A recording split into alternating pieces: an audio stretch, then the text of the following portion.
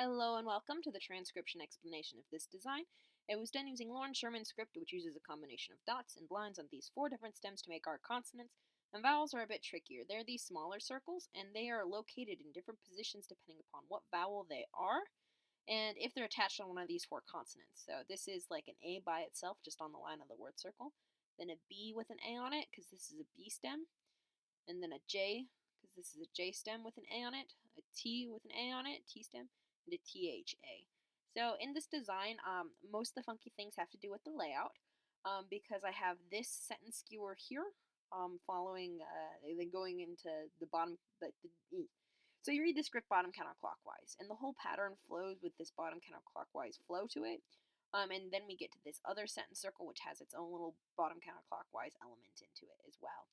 I didn't put a period at the end of the first sentence, just because it was a whole separate sentence kind of thing. I could have put a period there, but then it would be hard to tell if it was between or after the it, or if I put one here, it just looked kind of funny, and I didn't really like it, so I didn't put the period there. So anyway, let's go ahead and get to this design. So again, bottom counterclockwise, here we have our first word, and this is our first letter, and it has one line on it. Deep divot, one line is a G, and we have shallow divot, 3 dots, shallow divot, 3 dots, R, E on the line of the word circle, A outside the word circle, continuing on T, shallow divot.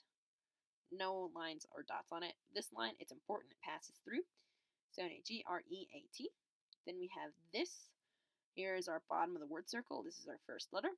1, 2, 3 lines end on it. These big, thick hexagon lines, they're just the lines on this M. So M has 3 lines, then an E, then an N with 1 line. It's important that that little break is there because it means the line ends there and it ends there. So M-E-N. Here's our next word, A outside the word circle, continuing around R, 1, 2, 3 dots, R. And then an E on the line of the word circle, just like that E and that E. So A-R-E. Then we have our next word here, bottom. Here we have 1, 2, 3 lines on a deep divot. So that's an F, O, like a bead on a string. Continuing around, shallow divot, and all these lines pass through everything, except these 3 dots are closer there, so they count. So that's an R. Then we have a deep divot with 1 line, so it's another G, just like that G. So G, E on the line of the word circle, just like that E and that E and that E. And then D, 1, 2, 3 dots on that D, making it a D. So F, O, R, G, E, D. Then we have this next word, bottom, I, line going towards the middle. So I's are vowels that have lines going towards the middle. U's have lines going outwards. I, N, so in. And then here's our last word in this little sentence skewer. Here's our first letter. It is another 1, 2, 3 line F. So even though these lines combine, they only end in one position. So this is in 1 line here, and then these guys don't combine before they connect. So 2, 3 lines. So 3 lines on that F, continuing around. Here, we just have a line kind of sticking out. I made it kind of to match that one. It ends on just the lines from the F, so they don't do anything for the transcription. And then we have that I line going towards the middle. Again, this little break is important. Then we have the R, 1, 2, 3 dots on the R, and then the E at the end. So F, I, R, E. And then we have our next phrase. So we could again put that little period there, except so periods are open circle on the line of the word on the line of the sentence circle. But this big guy is our main sentence circle, and like I said, it could go here, but I don't like it if it's there. So I, T. So again, T, no modifiers, I line going to the middle. Another I, 1, 2, 3 lines on that S. Then TH, open circle on the line of the word circle. E on the line of the word circle, just like all of the E's before. The, and then we have circle inside the word circle with 2 lines, so that is a P. 2 lines, P, P, 1, 2, 3 dots on this stem, R. Now these look kind of tricky, because here's a shallow divot, and this looks like a shallow divot, but they end on vowels. These are just 2 I's. So I's, they can connect up with each other, and as long as they end on something. So this is an I, because it's got a line going towards the middle. This is an I, because it's got a line going towards the middle. It works. And then we have that shallow divot, the actual shallow divot, with 1 line on it. So that is a V. Then that second I. Then we have this. It's a circle inside the word circle, and it looks like it's only got 2 lines on it. 2 dots on it, I mean. But there's this third dot inside it, inside the vowel. And this dot has to go somewhere, and it's inside this stem, so it's got to go with this stem. So 1, 2, 3 dots makes that an L. Then an E inside that L, so like that. And then we have that G with an E in it. Again, here's another G because it's got a line on it, just like this G and just like that G. So then there's the E in the middle of that.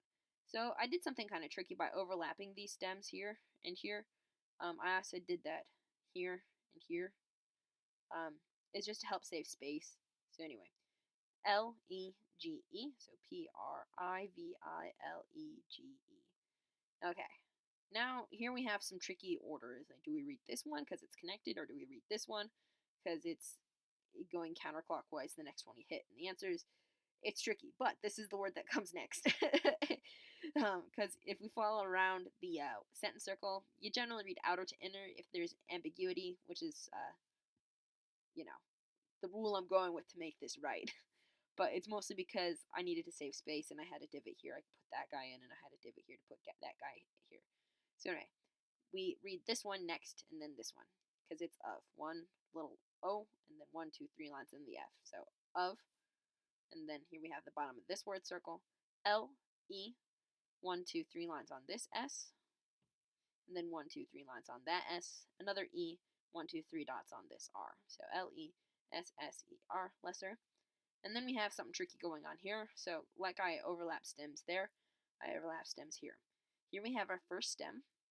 1, 2, 3 lines end on it. So that is an M, then the E, and then this one only has 1 line on it. So that's an N. So men. Okay, then we have this last little sentence circle, bottom of it. Here we have nothing until we get to this T, and then the O. And then we have bottom of this word circle, circle inside the word circle, 1, 2, 3 dots on that guy, making it an L.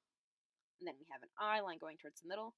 Circle on the line of the word circle with 1 dot makes it a GH, and then a T, no modifiers. Then we have a THE, just like that, THE. And then we have our very last word. Here's a deep divot with 1, 2, 3 lines, making it an F, 3 lines F.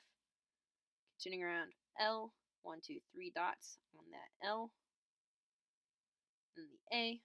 And then here's another little overlap here with the L and the M. 1, 2, 3 lines on that M.